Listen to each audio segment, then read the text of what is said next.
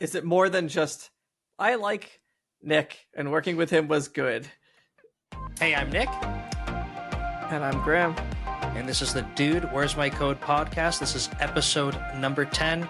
Graeme, you and I were chatting through being able to give feedback, whether it's direct feedback, constructive criticism, that kind of thing, and I guess a bunch of different tips around how you can go navigate conversations like that. Giving direct feedback is still one of the hardest things I think I have to do as a manager alongside making decisions. And it took a long time to learn, but there were some really good examples from past managers and people I worked with that I think I look back fondly on. I think you had similar experiences, and I think we just have to lean into those and learn from them and apply the skills and just give the feedback. Yeah, no, I think that's a great way to put it, right? So there's advice for you as a manager. There's advice for you coaching people on your team. We think you're really going to enjoy it. Remember to like and subscribe, and then sit back and enjoy. So we'll see you next time. Yeah, well, okay. So for us, like, we're at this like kind of season. I call it a season, but I don't call it whatever you want. But we're in this season, I guess, where it's like review time, and for us, we do. I don't know, we call them connects, and it's usually like a manager and employee kind of sync up, which feeds into like performance reviews and stuff. And then you see the results of that like months later. But and this other thing that we have can happen literally at any time of the year, but around this time, it's also encouraged. And we call them like perspectives. And at Microsoft, our perspectives are like these, call them like a 360 feedback kind of thing, but it's like totally transparent. It's not anonymized. So if I were like working with you, I'd say like, hey, Graeme, like I'm sending you a perspective, and then you can fill out like, I don't know, like here's what I think you're doing well. Here's where you got to improve. Any other thoughts, kind of thing. Is it a request that people send to have a perspective given about them? And they can send them anytime? Or is it like a push? Like, I want to send a perspective about Nick right now. It's a request. And so like the way that it's generally approached is like, so for me, it's like, okay, if I know that I have my Connect coming up and I'm like, oh, I should send out perspectives so that I can, and your managers can see, like, so you see the feedback and your manager can see your perspectives that come in as well. But right. I would go, okay, who have I worked with? Who do I want feedback from? So Graeme, if I were working with you, I'd send a perspective to you. A request for a perspective. Mm-hmm. Same kind of thing. And generally around this time, you start noticing an influx of perspectives coming in as well.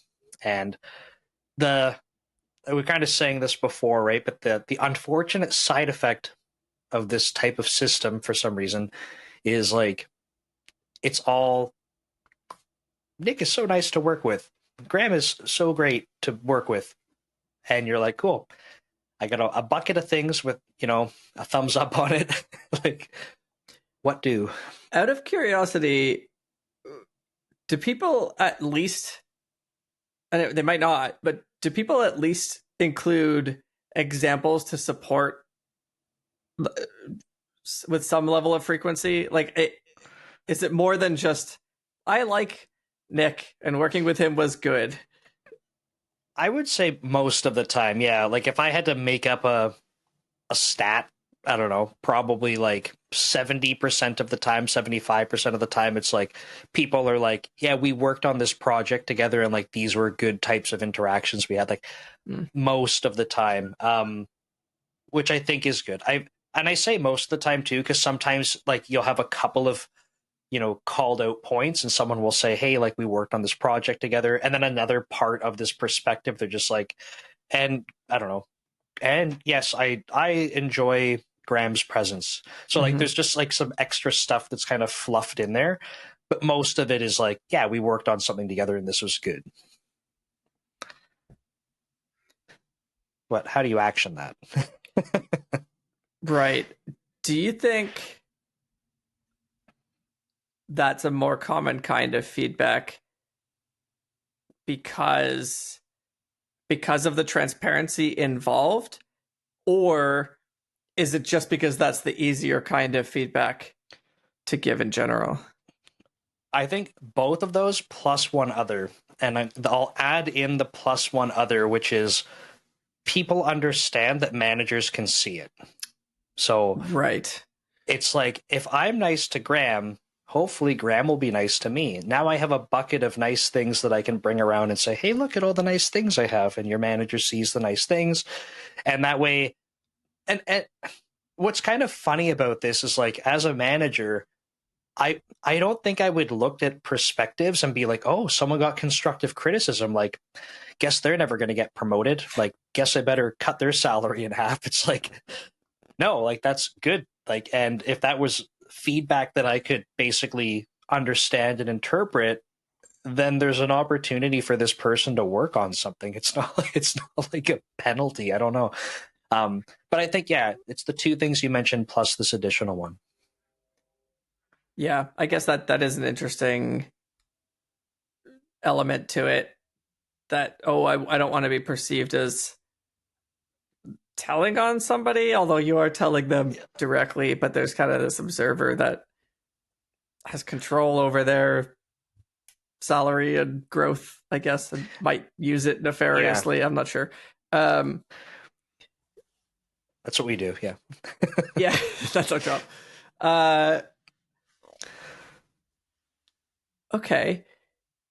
And I guess presumably people are writing self-reviews at some point in this like review process or whatever Microsoft calls it. It doesn't happen in the perspectives, like the request for perspective, but this other thing called connects, which generally happen around the same time. Like I said, the perspectives can happen anytime, but people kind of lump them together. Yeah, we've had systems where it's like provide feedback for somebody. Like you can go into our HR system and like provide feedback, or like we've had those systems before, and I've very rarely seen them used outside of the performance review cycle. When they're small tidbits, that's actually really nice. I have seen systems work where you can provide like micro feedback, and then they use like the pool of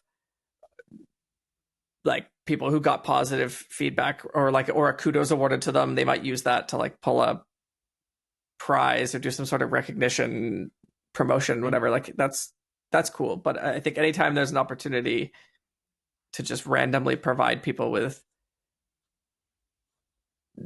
deep, meaningful feedback, I don't think it's a tool that people reach for very often outside of performance reviews. Yeah, definitely. And I think so. One thing you mentioned that I don't want to say like struggle is not the right word, but when it comes to like this discomfort around giving constructive criticism, like we know as managers, whether we're actioning this or not, we know as managers we need to be able to give constructive feedback, constructive criticism, direct feedback, right? You can't there's some things where you can suggest to people like this is the direction, and there's other times where you're like, look, like if I'm not being direct enough, it's not enough alignment. Like here is literally the direct feedback. There's no ambiguity. But what's fascinating to me is like I don't know, we're kind of forced into that as managers, and maybe force isn't the right word, but I think to do your job well, you kind of have to be forced into to doing that. But for individual contributors, like I don't think anything really forces that. So if you can keep avoiding it, like you just keep avoiding it, and then you never get better at it because you literally never do it. But what are your thoughts on like the kind of building up the confidence or skill to be able to do that? Yeah, there's a couple things in there. The reason I asked the question about do people have to provide a perspective on themselves during connect time is because I think as a manager, it would be really impressive if somebody came and said, here's where my strengths are, here's where my weaknesses are. And it's not just because I'm saying so, but I have been provided feedback or I have evidence that I have struggled with this and it's an opportunity for me to grow. And so yeah, it's actually, you can view it as helping other people identify their growth areas so that they can grow and be more successful and achieve the growth that they want and that the organization would like to see of them. It's such a manager thing to say of you, but yeah, it's really funny I was mentioning before we started recording, I do some early in career mentorship, and basically we partner up with someone else in the organization, and there's like we call them circles. So myself and someone else are we run one of the circles, and for the early in career people, we talk about writing these connects, and they're like, well, what do we put in the connects? Like, how do I write a good connect? How do I get the value out of it? And I mentioned to people like, and because like the formats kind of evolved over time, and I mentioned to people like, there's nothing wrong with calling out like this isn't like an area that like maybe something you failed at, an area to improve. I'm like, the whole value of seeing that is like you can say, here is an opportunity that I can improve upon. Here's like what I'm going to do about this. And I'm like, to me, that's so powerful. And I don't know why people aren't, I think they're afraid, right? If I don't say everything is perfect, therefore I fail. Right. And when you're talking about self-reviews, the concern that highlighting weaknesses is the same thing as like when you're in an interview and like, what's your greatest weakness? You're like, oh, I'm just too nice to everybody. Yeah. Like, well, not really. There's yeah, that I think is rooted in like a fear that your leader or your company is like looking for opportunities to penalize you, where when you work at a company that is very obviously invested in your growth, if you're doing things like these connects and having these growth discussions with your manager, presuming you have a good enough manager that they do want to help you with your growth, I think you have to reframe growth is not failure. And I think to steal from you, it's that idea of like a little F failure, making mistakes is expected. But if you had a pattern of that, that would be different. And you probably wouldn't want to go into a self-review year after year after year and highlight the same weakness and failures. But it is all oriented around growth, right? Yeah, that's exactly it. And so it's hard to like obviously I'm sitting here going like, why is it so difficult for these people, whatever. Yeah, everyone has their own different experiences, or they haven't experienced things yet and they're anticipating. So it's not, I don't mean to come across like, hey, you must be stupid if you don't think this way. So I can absolutely rationalize why people would be like, hey, I don't want to talk about things that potentially look bad. I want to put my best foot forward. I want to show like, here's all my successes. And you kind of said it right. Like, I think as managers, we have to start enabling people to realize like, you can talk about things that aren't, the biggest success you've ever had in the world, because you can take maybe things that are lackluster, missed opportunities, what I call little F failures, right? And say like, I can literally work on this and transform it into a win. Like, but we have to communicate that. How do you grow and progress if you don't highlight areas where you have like deficiencies and growth opportunities? It seems like almost like I don't know how you expect to grow, and you would without it, you would have to say, I am performing well, I have nothing to grow into, and so I'll just stay here. Yeah, Graham. Well, if you swing every time and get a home run, right? You just keep winning at life, I guess. Let's just keep banking on the home runs. Yeah, no, you're totally right. You have to have to have these opportunities. That's a sports reference. Sports analogy.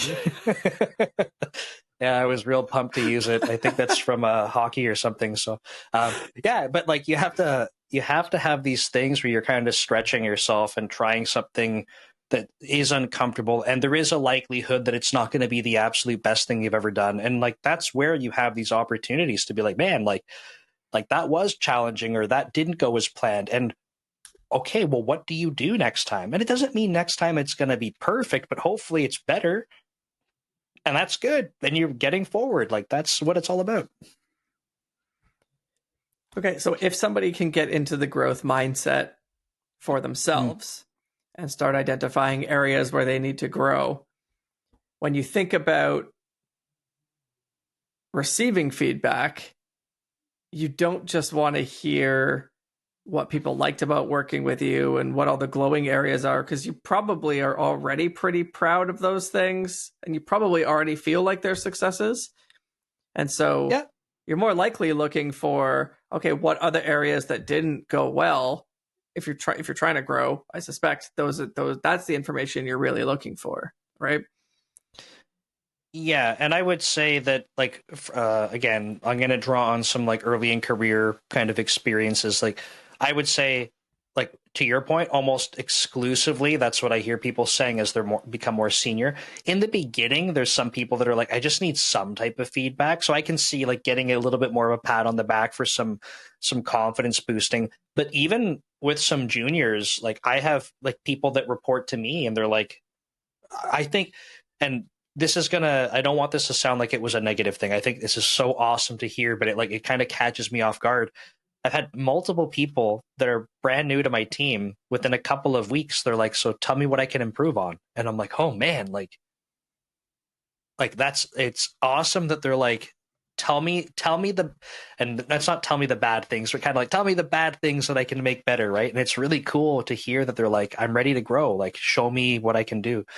Um, yeah. So I think to your point, they are looking for some of this.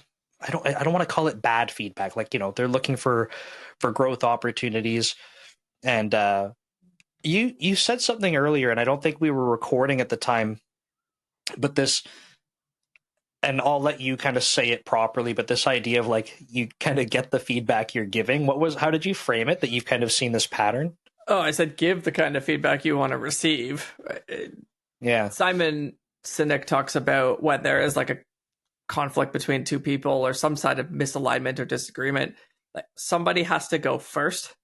He talks about this a lot. It's like you can be petty and sit back and be like, well, they're not, I'm not, but then know what you're never going to get anywhere. And so there's idea of somebody has to go first when you think about it through the lens of feedback. If you just constantly get perspectives back from people that are glowing and you never get any critical peer feedback helping you figure out where you need to improve and grow, and then you're constantly giving perspectives to other people and you're just, this person was great, this person was great, you're not giving what you're looking for. And so you need to start learning how to give that critical feedback to people so they can go, that was really helpful. And perhaps you can inspire that change in thinking, that recognition. So perhaps they can give that back to you and they feel comfortable and trusting doing that. And then that skill kind of grows and perpetuates out and kind of more ingrains as a habit. I stole this many times. I don't know if they still do, but GitLab had their engineering values published. Now, engineering values evolve, so whether or not it's still there, I don't know. But for a while, one of GitLab's engineering values was put so well, and they just said, clear is kind. And I steal it all the time because I'm like, you think you're being helpful and kind by giving people these like uber positive reviews, but you're actually not, because you're not helping that person grow. And what's so cool is if you can think about it as like the kind thing to do is to help someone in their growth, then you actually owe it to them to talk about the things that you found less positive. Yeah, I have an awkward experience from early in my management career that I want to share briefly, and it's anonymous. It would be basically impossible to figure this person out. It's Bob Stevenson. No, I don't know a Bob Stevenson, but early on in my career, I remember having a conversation with someone where I ended up having to give them some very difficult feedback. And I remember like I was putting off the conversation. Like I don't know, like this stuff is never easy. Like I don't think anyone is like, oh man, I'm pumped to like go ruin someone's day. Like, cause it's not the goal.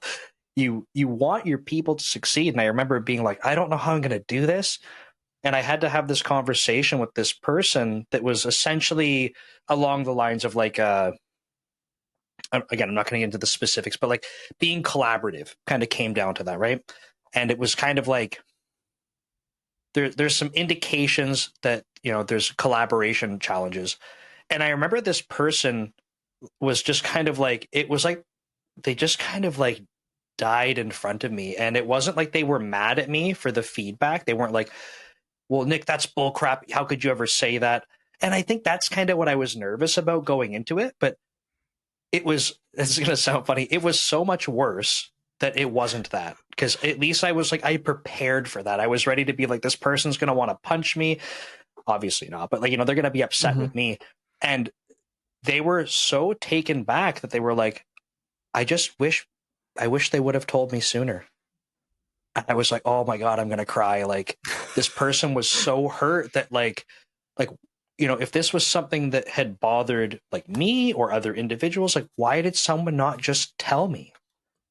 And that was, I'm not going to say like that changed my life. And every time now I like immediately jump to being clear as kind, because it's so difficult. But it's, I wanted to say this because it's such, in my opinion, I think it's a good reminder that like, this is a clear example where someone was like, I feel like I could have tried to do better if someone would have told me sooner, but no one told me.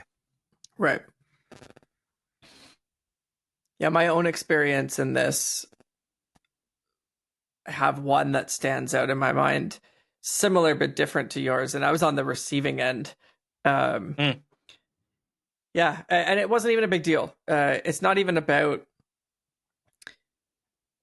It's not about like what the issue was. In this case, it was just some. It was a coaching opportunity, and whatever.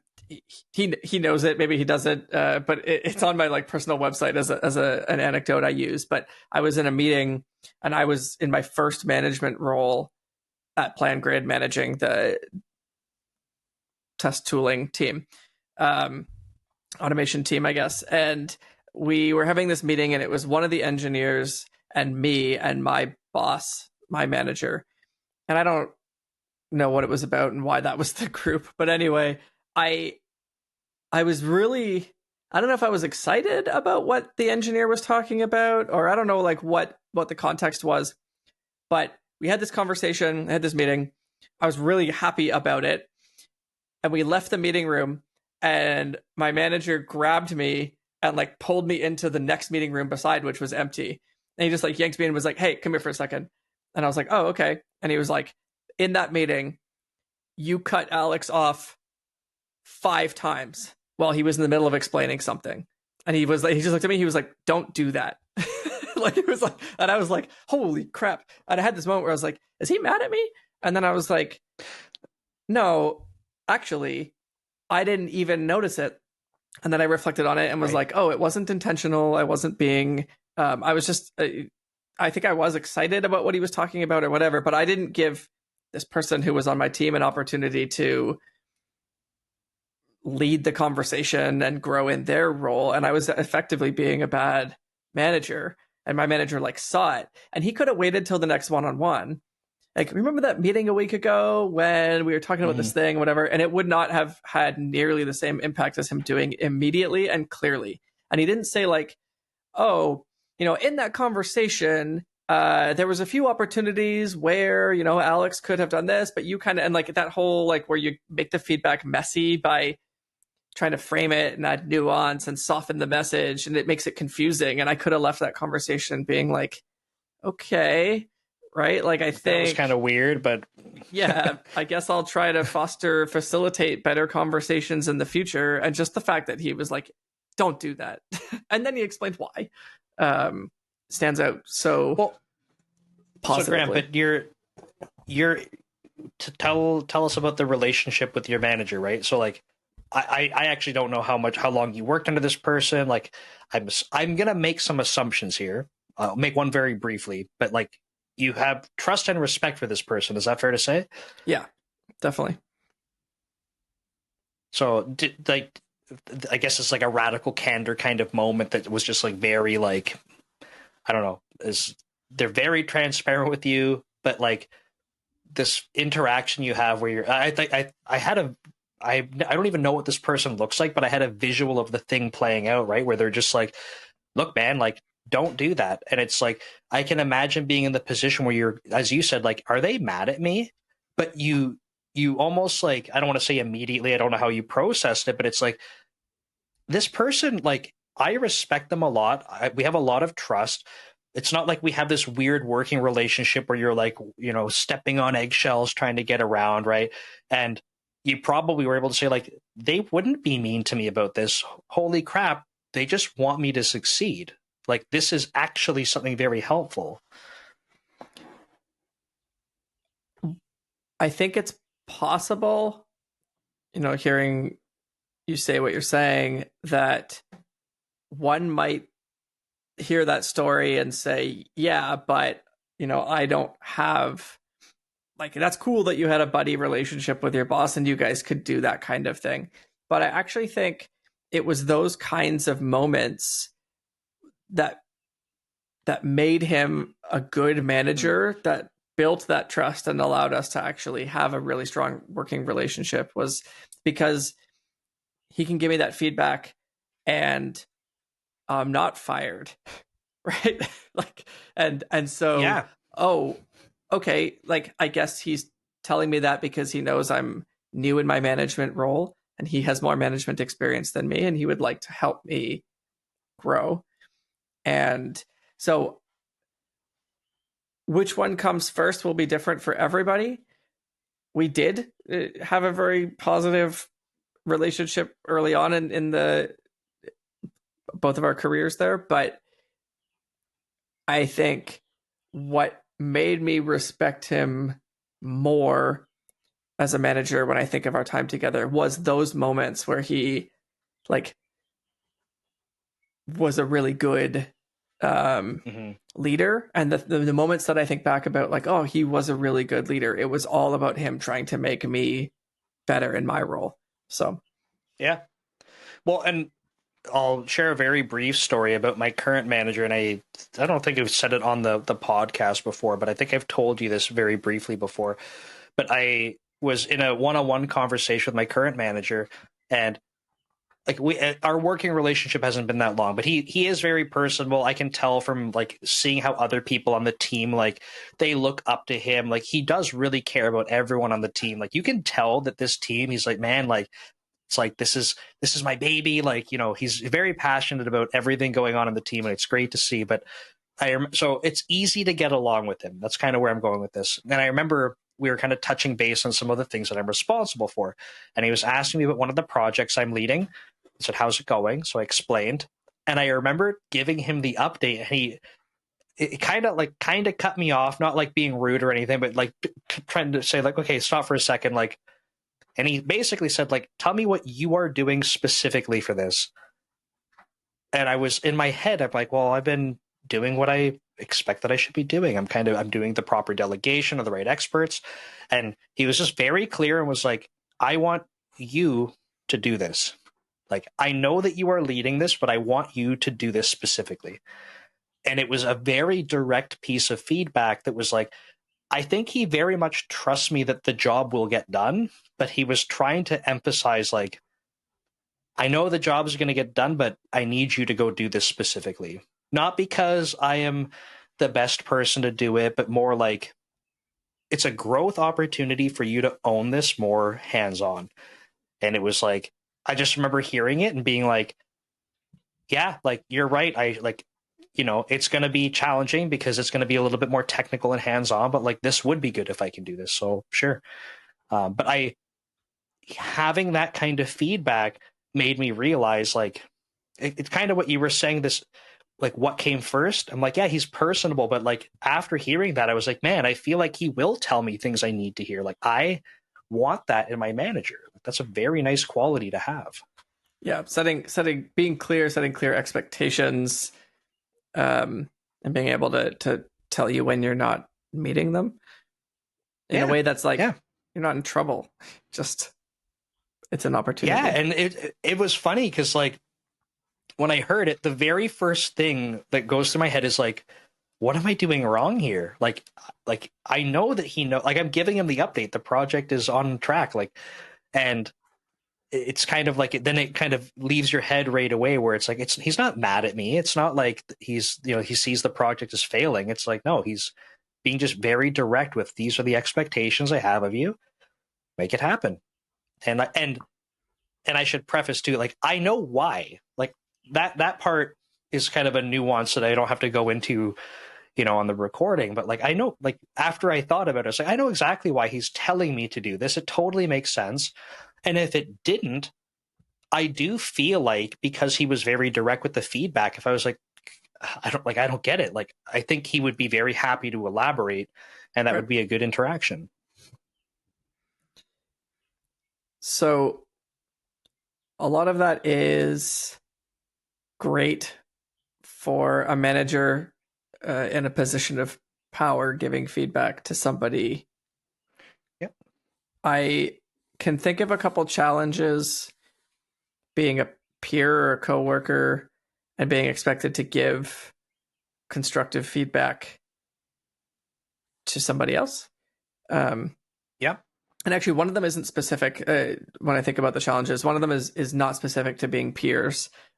I had an engineer on my team at Circle CI. He knows who he is. Who was like super interested in growing. He was relatively new in his career. Like maybe he had 2 years experience or something. I don't know. And we had weekly one-on-ones for a while. Every week in the one-on-one, he'd be like, what feedback do you have for me? And sometimes I was like, man, no news is good news. You're growing. Yep. Keep doing what you're doing. And he'd be like, no, respectfully, like, I need to know what I need to do differently. Like, just keep doing what you're doing doesn't work for me. And I was like, man, I'm not going to be able to provide that every week.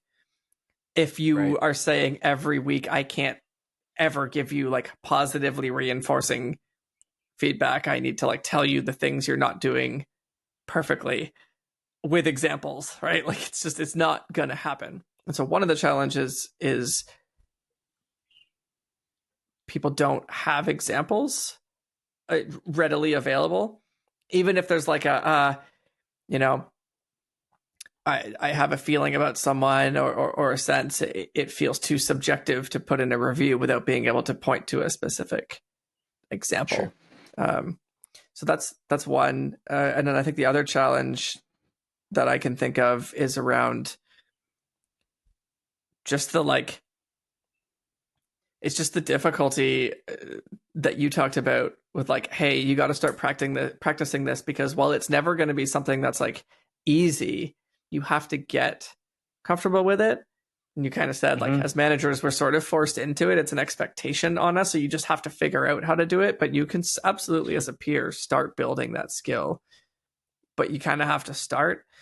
One of the ways I've seen people dip their toes in, and I don't recommend it. I actually think it's not a good stepping stone. But one of my favorites is like,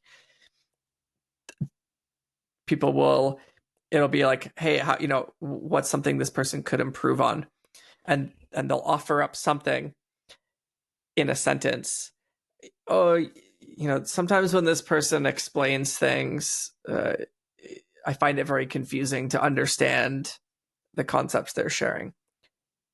Okay. But I think it's because they're so smart and the concepts they're explaining are so beyond me that, it's not their fault that I haven't figured out how to. So like, because they really are a really effective designer of like implementations for the team, and I want them to keep doing that. Right? It's like most of it is actually like backpedaling the one thing that was actually of value in the feedback. It almost sounds like they're attempting to do the like compliment or constructive criticism like sandwich, which I think is a good approach to like help soften a blow, but they're missing. Like they're building, it's like a flatbread instead of a sandwich or something. Like one of those open-faced hot sandwiches, steamy. Yeah. Hot. See, because we call that feedback like the shit sandwich. I don't know if we're supposed to say that. So, I think we're allowed that word. I think is okay. We'll let it slide. the reason I think it's not the sandwich is not a good stepping stone, nor is the backpedaling, is because it's not clear. It's confusing. And that type of feedback actually leaves someone wondering, like, I guess I'm doing good? or, God, that was confusing. I don't know what that was about, so I'm going to write it off. I think that's a fair point. Like the reason, well, and I think when you, in my opinion, if you do it correctly, like the sandwiching mechanism is like, I think it allows people to step into like, look, like you can give feedback that doesn't have to be like you're about to go end this person's life. It should, like, it doesn't need to feel like that. So how do you get in the mindset of that? You can start by saying like something positive or neutral, introduce like the feedback, and the other end of the sandwich or whatever is not to say, but like it's okay, like don't worry about it. It's just like to kind of, I don't know, end on again something neutral, like just so it's like here's the information. And actually, if you were gonna have a sandwich with one end missing, I feel like it's that bottom part. You want like a top only sandwich with That's nothing an on the impossible bottom. sandwich. Yeah, it's the anti-grav Sammy. But like because yeah, if you end on like I think the you had a really good point when you end on such a high note, it's almost like, wait a second, like do I just forget everything you said because you have, or it's an opportunity for someone to backpedal too much. Because in my opinion, the point of the other end of that sandwich analogy is not to backpedal. It's not to backpedal. You're making your statement. This is an important statement.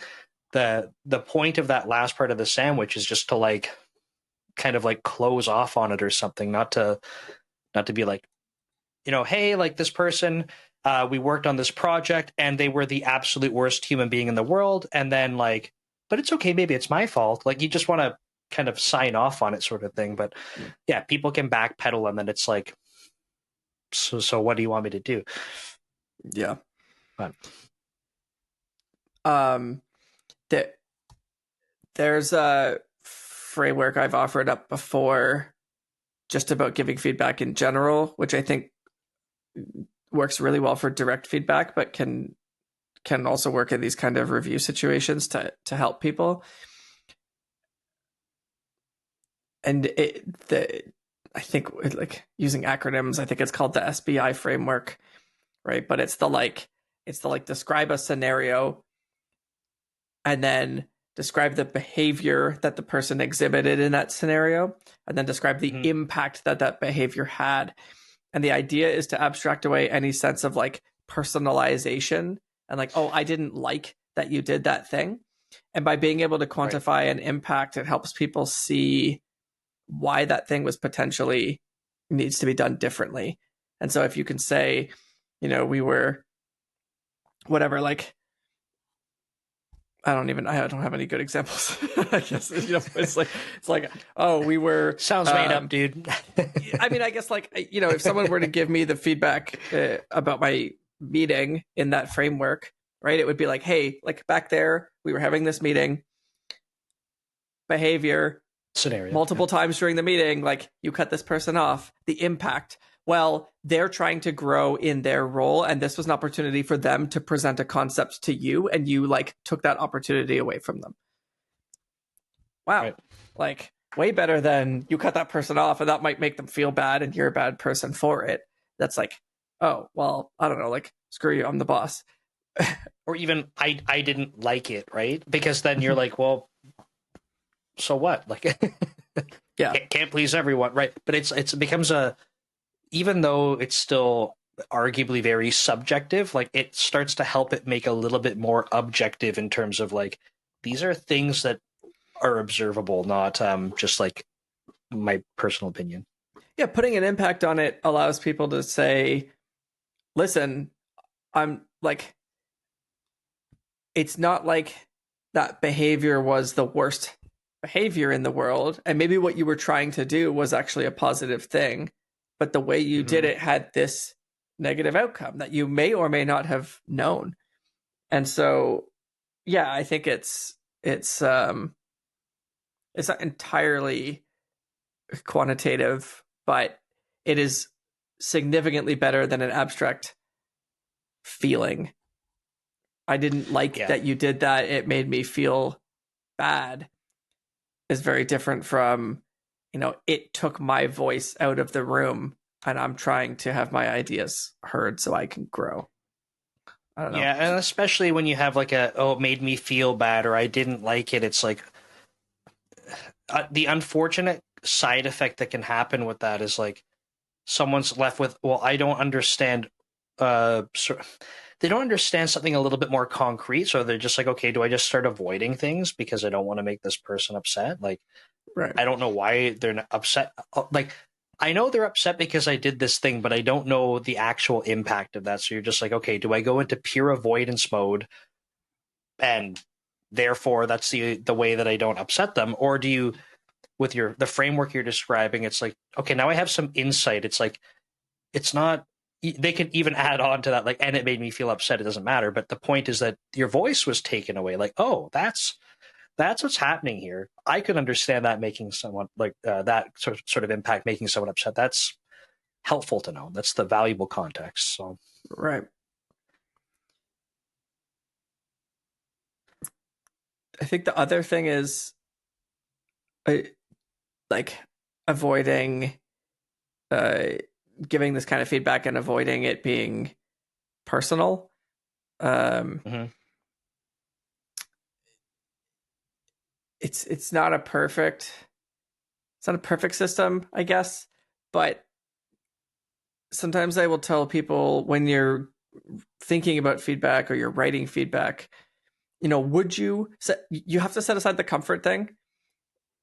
It's uncomfortable. So like, would you give this feedback to the person directly, setting aside like the comfort around having to do so as a way to check, like, am I just complaining and criticizing without there being like feedback for someone's growth versus feedback to complain about somebody? And if you're just like, oh, Nick talks too much in meetings and I find it annoying, right? Like, he thinks he's so smart. He's always like talking over everybody and just like stealing the show is personal. And it's like kind of you probably wouldn't, I mean, maybe if you're depending on who you are, you might say it directly, but you probably wouldn't. It's kind of the thing you would say to another coworker, right in the halls, like, oh yeah, he talks all the time in meetings, right? Like, and I think if you are writing something like that, or you're thinking about giving feedback like that to someone's manager, I think you need to use that as a moment to stop and be like, well, why am I giving this feedback? Like, what's the expectation of an outcome? And if you don't know, like, think about it. But if there's an expectation of an outcome, then maybe you need to think more about, like, do the root cause, like, why? And again, like, clearly I don't have a lot of variety of examples today, but if that's the feedback, it's like, oh, because I have ideas too and I struggle to get them into the meeting. Or I see other people who I know have good ideas and I don't get to hear from them because this other person is doing it. And that feedback, again, it kind of highlights the impact, and it also helps that person understand you're not just complaining about them for the sake of complaining about them. You are actually trying to help them recognize that there is like an alternative outcome that would be better, that isn't just like be nice or be a better person, Yeah, and I think like that's like generally good framing for feedback that can help people with. There's a couple sides to it, right? Because you could struggle with, like, I think especially more junior people, they're like, I don't know how to give constructive criticism or direct feedback because I don't want to upset the other person, or like, how do I dance around this? And it's like, if you put the lens on where it's like you're helping someone, like, don't you want to help people? And I think most people would say, well, yeah, of course I want to help people. Okay, well, how could you help this person be better in these situations? Like, what could you, like, think about how you would communicate that to the individual, that this is a helpful thing. Because, and I'm not saying this just instantly makes it easier. Obviously, it's still like you have to put some thought into it. But I think the framing is important, because if the framing is giving people feedback is going to upset them, if that's the framing, then you're constantly like, how do I make it not so bad? But if you change the framing, it's like, feedback is going to help people get better. I want other people to succeed. They're my colleagues. I want to succeed. I want that feedback, because it's easier for us to think about it that way for ourselves. Right. If you change the lens, I think that it can really help, like, how do I frame this, the communication, the wording, such that it feels helpful for this person? It is hard though. It, it is. It's still hard. It's hard weekly going into one-on-ones and other types of meetings and performance review sessions and having to give this kind of feedback. I think if I think about my own personal experience about it, it's almost always met the same way that your story was. Like, well, oh, I wish I knew this sooner, or I'm glad I'm being told this so I can deal with it. It's almost always been met with that. And so that helps. But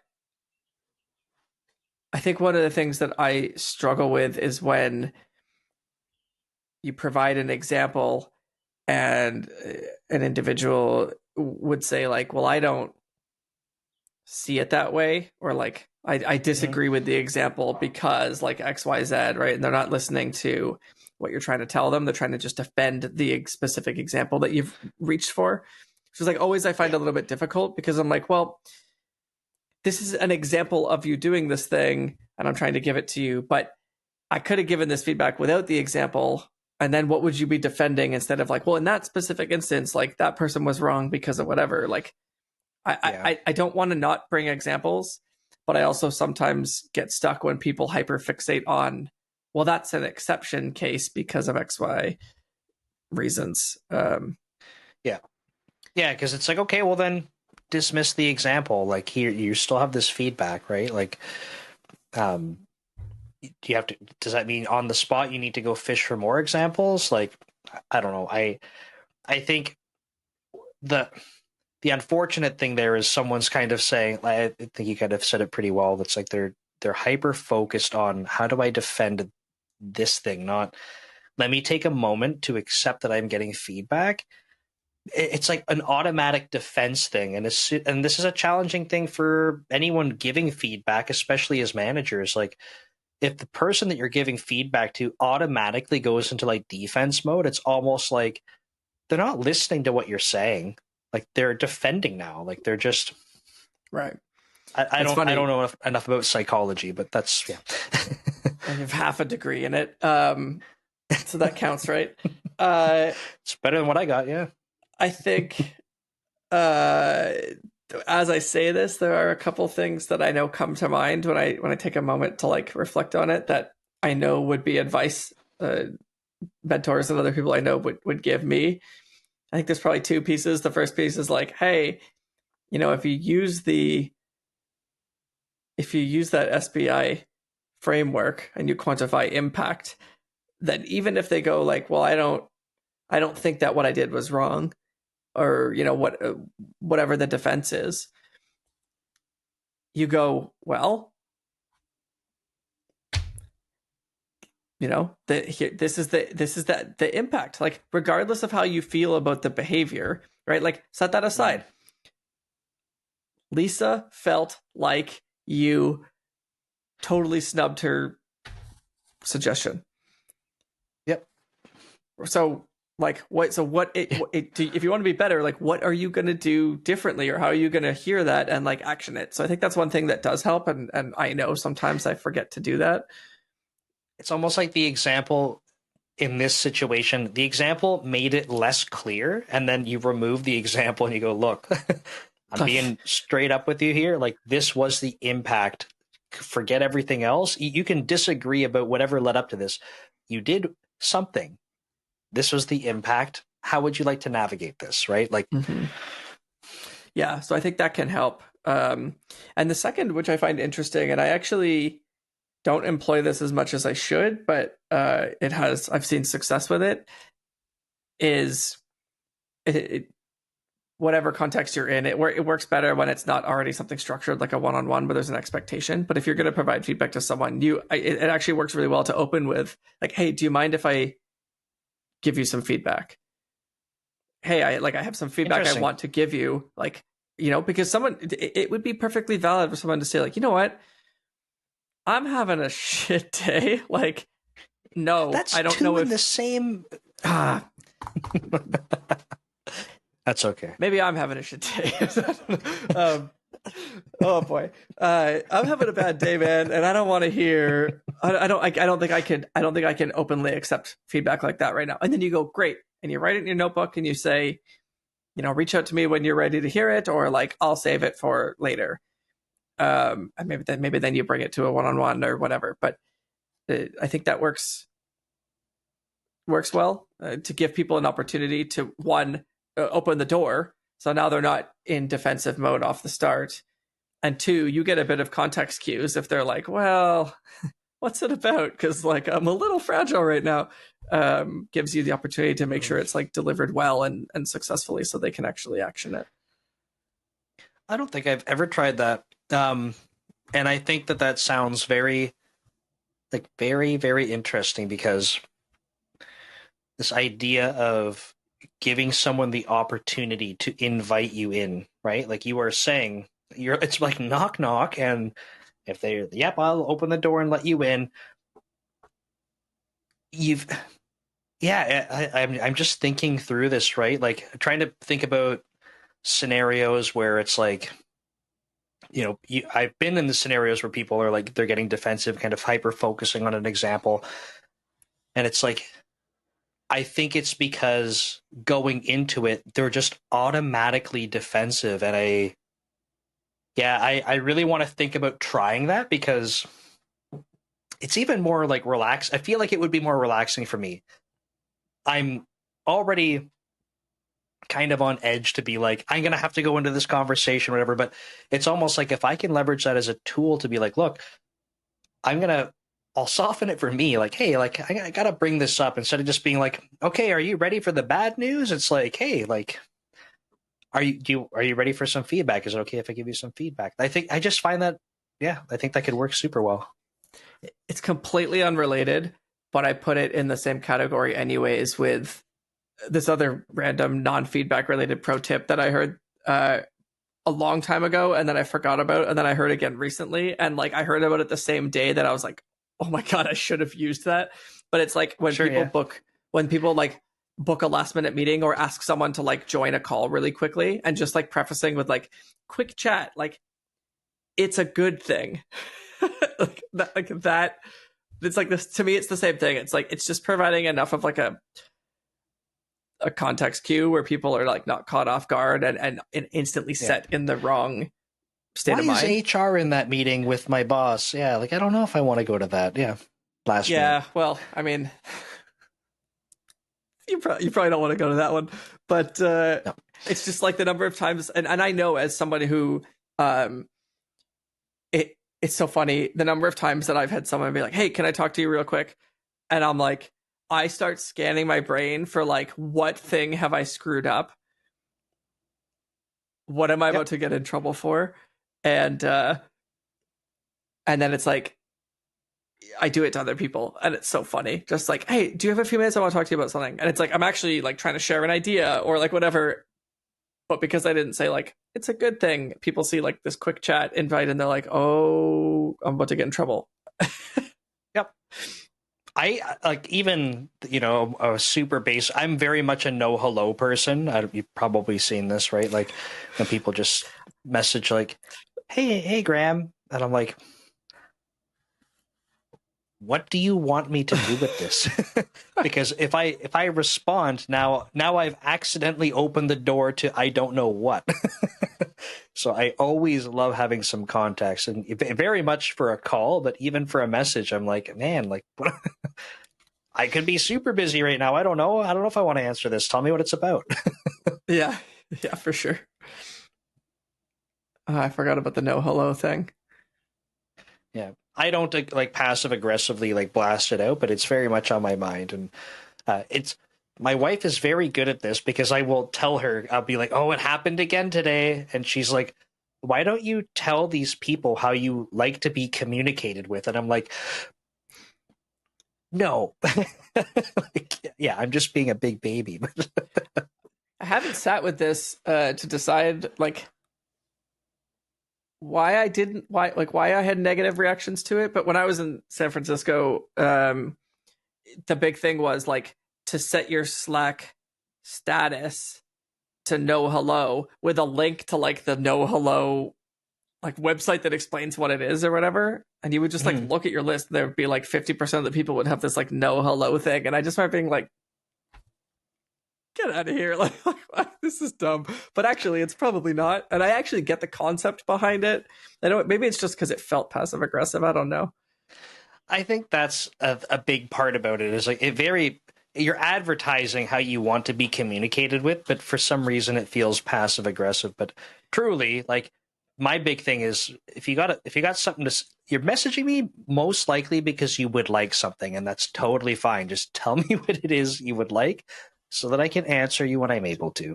That's I'm all. just trying to think about when we were in office, like what it would be like for someone to come up to like your desk and just be like, hello. So, yeah. And you're like, Or- hi. Like, yeah, why are you here? Yeah, that's a good point. Yeah, it would make the communication so weird, right? Like it's because almost always someone's coming up asking for something, and that's okay. Like it's okay to ask for things, but if you're like, Well, and if oh it's yeah, not, if I was coming up to you because I just felt like chatting, I probably would be like, hey man, how was your weekend? And it would be because I was genuinely asking, and I wouldn't open with like, "Hey, how was your weekend?" So, anyways, I need this thing, right? Like, I mean, maybe people do that. I don't know, but yeah, yeah, that's funny. But yeah, it's like we have all these ways of like softening our communication. Um, and I even so I know we're talking about like delivering feedback, and I know it's not the exact same thing, but even when I think when a lot of people reach out and they don't just directly ask the thing, I feel like that's a way of them softening, like, I need to go request something from someone. And I'm speculating. I don't know if this is true or not, or could be said, like, statistically more likely is the case. It's my assumption that someone reaches out, they're like, I don't just want to ask for something because it feels rude. Hey, Graeme. And then it's like they're waiting for the invite in, right? But yeah. truthfully, like I think we just have these mechanisms of kind of dancing around like slightly or very uncomfortable things. But Okay, so we're probably in wrap up territory. I yeah, think when I think about feedback, we probably took a couple of perspectives as we chatted about it. There's kind of giving it as a manager, trying to give it for individuals' growth. There's giving it to each other, giving it as a junior who has limited experience with it. I think if I think about how I would close this for anyone who wanted to take something very clear cut away, I think I come back to my give the kind of feedback you want to receive, lesson from all of this. And I think as a junior, if you're a junior who hears this and is trying to think about how to start providing better feedback, the unfortunate answer is you're just going to have to do it. But I think we touched on some of the techniques here that you can use. There's probably tons more out there that are worth investigating or learning about to help you feel like you can provide that kind of feedback without needing to soften it to the point of giving a confusing message, which I think is no more effective than just giving positive praise. So yeah, I like that a lot.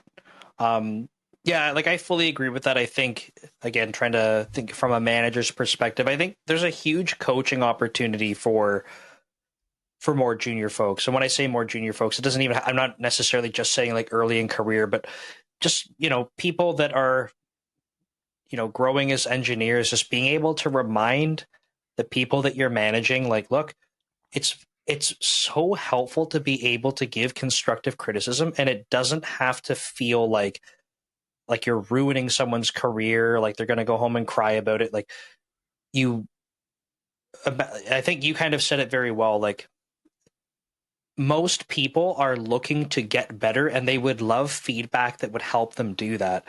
You can be helping someone. They want this.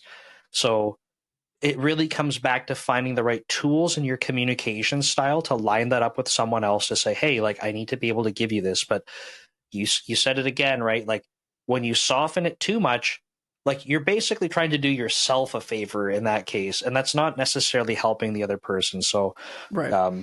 it's why I wanted to share the example from early on about just being clear with people. You just reminded Go on. me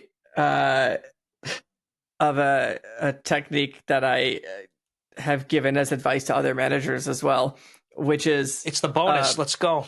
yeah, I was like, here it is as we're parting ways. But when you have someone coming to you, I I assume you've experienced this. I certainly have, where you have someone from your team coming to you and they're kind of providing feedback about somebody else on the team, or they're describing an experience. Yep. A really effective thing to do is start asking, have you talked to that person about it? Right? And if not, like, I don't know how this didn't come up. Yeah. Why not? Why haven't you talked to the person directly? And you can start exploring that, which actually will likely become a workshop in how to give that kind of feedback safely and constructively. Because a lot of our fears are probably rooted in, well, I don't want to be perceived as complaining. I don't want to upset that person. Right? Like, there's so many things that we can workshop out to be able to address. And one thing you can do to help people learn how to give feedback is stop letting them come to you all the time and get you to be the filter for them. I think there's absolutely a time and a place for that. And I think you want to take that feedback on board in many ways for many reasons. But I also think it's a really great opportunity to get people really good at doing that directly.